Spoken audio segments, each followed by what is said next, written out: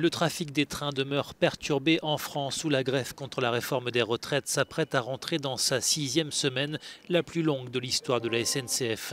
Le taux de grévistes était très légèrement en hausse ce mercredi à 6,8% seulement pour l'ensemble du personnel, mais le mouvement demeure suivi par près de 4 conducteurs sur 10.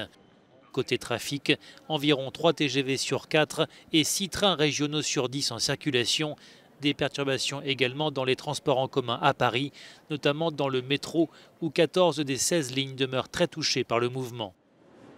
Les syndicats n'entendent guère relâcher la pression. Une nouvelle journée de manifestation interprofessionnelle a lieu ce jeudi, déjà la 4e en l'espace d'un mois, avec des perturbations attendues dans les écoles et des grèves qui se poursuivent dans les raffineries.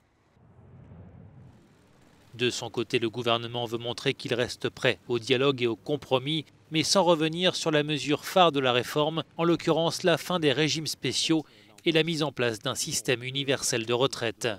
Le Premier ministre français a invité les partenaires sociaux à Matignon ce vendredi pour discuter d'une conférence de financement du système proposée par la CFDT, le syndicat réformiste, qui refuse l'instauration d'un âge pivot à 64 ans pour bénéficier d'une retraite à taux plein.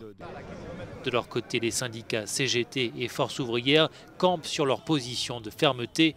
Ils réclament le retrait pur et simple d'un texte qu'ils jugent injuste pour les salariés.